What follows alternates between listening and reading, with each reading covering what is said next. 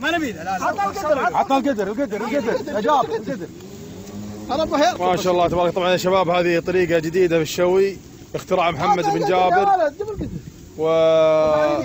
عن طريق الجمر، وصراحة طريقة جدا ممتازة. جربناها البارح وكان العشاء خروفين وكانت ممتازة جدا، واليوم قلنا بنجربها برضو غدا. والحقيقة كان في جهود متضاعفة من الجميع، الأخ فيصل والأخ محمد. جابر بن عبد الله بس مجرد مساعد يقلب القدر، وفي مجموعة من الشباب الله لا يفرقهم إن شاء الله مجتمعين. عملية الآن التطبيق والقدر صغير شوي.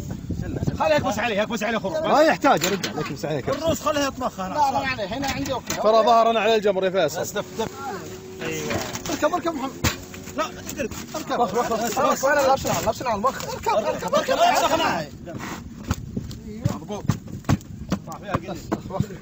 طبعا شغل ثلاثة طالعين فوق القدور. خلاص دف الجمر اول شيء واخر البزران سريع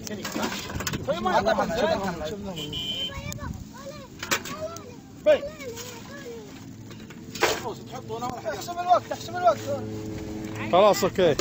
محمد ترى في جمر هنا واقف لا الضوء، اذا تبي تحط على الضرب نبي الساعه معك.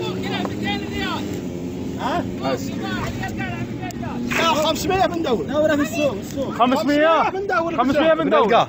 وش ضيع ابوك قوي بالسوق ليه يلا جبار.